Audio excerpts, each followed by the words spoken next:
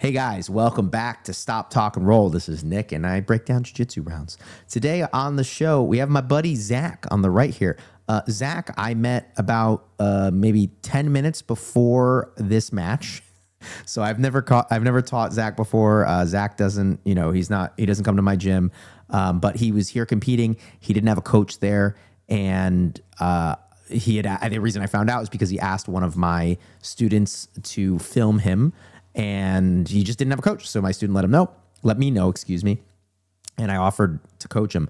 I have competed a bunch. I haven't competed, like 10 years now, but something like that. But I used to compete all the time, and it's not always feasible for a coach to be there.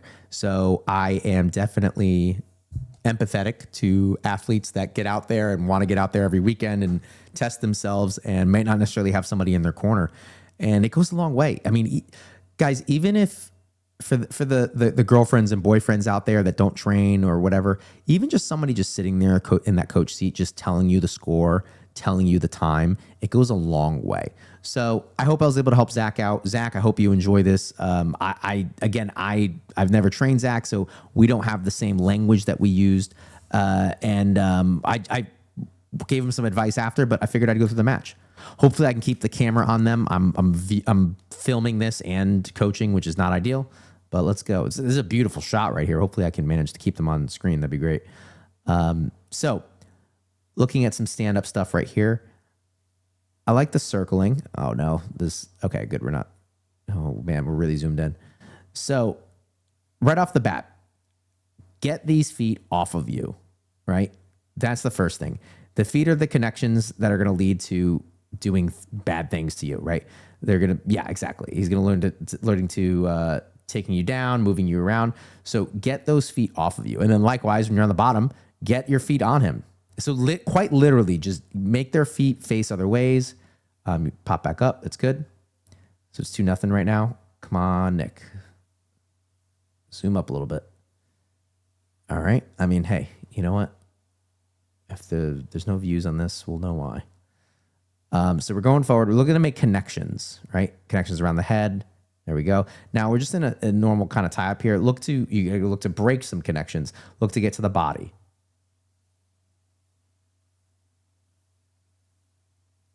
So possibly some level changes might help with this. I like that you keep going forward though. I mean, again, clearly this is like the white belt beginner division, which is fine, but looking for opportunities to go forward. I like that. The circling is good too. I like that. Good. You did get a takedown for this, I believe. I forget. Okay. Yeah, you did. You got a takedown for that. So nice job. We're on top now. So from here, I saw somebody else do this too. You have to deal with the legs. And while it's not wrong to go chest to chest, I think it would be better to look for some kind of underhook or control between the elbow and the knee if you're going to do this kind of passing. Reason I say that is, you have it on the side. Okay, so that's good. But now you're going to have to get these legs off of you in somehow, right? So either by posting on, like this kind of thing, posting on their head and then working your legs through, or bringing an arm back to break these grips. But either way, you're going to have to create something. Now, in a competition setting, technically, I mean, it's not a fun thing. Yeah, and that's the thing that could be a little rough about that. It's not wrong necessarily to keep the weight down on them and just keep pressuring in, but you do need to be careful of this. So it's not wrong to do this. However, you have to be ready for them to open their guard. Okay, they have to do something and they're going to open their guard. And when you're like this, you're asking to get taken over. Okay, this is like one of my favorite sweeps, just called a simple hook sweep. But basically, the second you feel someone's legs open in close guard, you need to make sure they can't close their legs again. And then again, stay disciplined about not letting them put their feet on you, right? If you stop this hook from coming in, right? If you, as he opens like right here, immediately this leg out wide to stop the sweep and this arm in, he's not controlling this arm at all, and get that foot off of you. Do not let them make connections with their feet, their shin, their knees, anything. Get it off of you. So big sweep here. 2 on the sweep. You do a good job of not letting him get mount. And you end up on top. And I like that. I like that you're staying on top. Like, that's excellent. Almost get past. So the idea here is if you focus on putting his back on the floor, right? So you come through. So you have a hand here. If you can increase that to your elbow, you can really solidify that space between his elbow and his knee. Okay? And that's where control happens. Now, you have some choking potentials here as well. All right? You have a big back take here, chest to back, but looking for chest to back or chest to chest connections is huge. Yep, chest to back, good, I like it. So now he's really worried about points because if you get these hooks in, you score. Now, we talked about this afterwards. One of the things you can do here is you don't have to stay laying on your leg. You can pop up to your knee and to your foot and do exactly what you're doing, but you can use more downward pressure, using more gravity on your side to do this, okay? Because this leg is doing nothing for you right now. It's just there, right? So I would use it to pop up so you can be a little bit more aggressive with him. Now, I can't see exactly, but it looks like you might have a head and arm choke, which is awesome, right? But you move back into his half guard, unfortunately. So when you slide back in,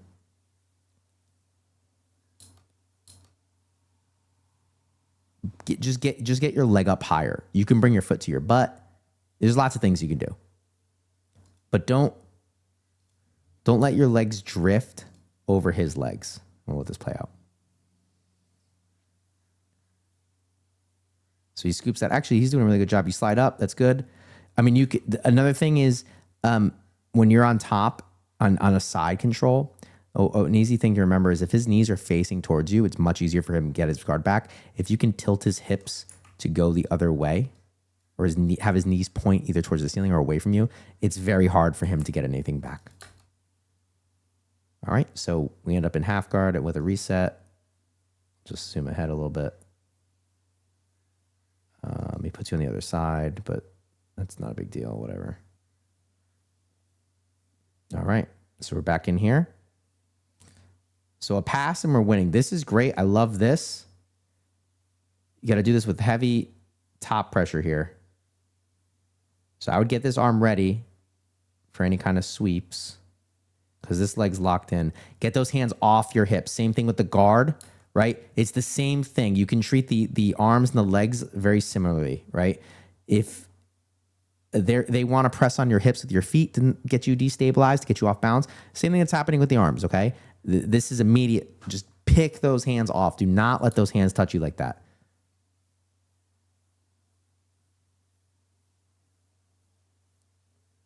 So close. Get in front of that knee. Good. This is good. So, oh no, and then this is the, yeah. So you pull guard, he's going to get points for that. And we talked about that after. So that's on you. And I'm not like, that's just competition savviness. And this is, I believe this is your first competition. So, the second he scoops out in, you got to drive forward. And you pull guard. And we talked about this after. So now he's up 4-2. I'm sorry, 6-2. So he's up by 4, excuse me. And it's tough here. So there's not much time left. There's probably like less than a minute left. So I think I'm at this point, I'm saying just go for it. You're going to lose. And you are. I mean, this is the right thing to do. You're down by 4. That's the game, right? He's just holding on right now. The top player, he doesn't have to do anything. He just needs to hold on and he's going to win the match. And you're making some good efforts. I was going to say, you look to grab the legs. This is, I'm going to give you some games to do after, some prescriptive things to work on.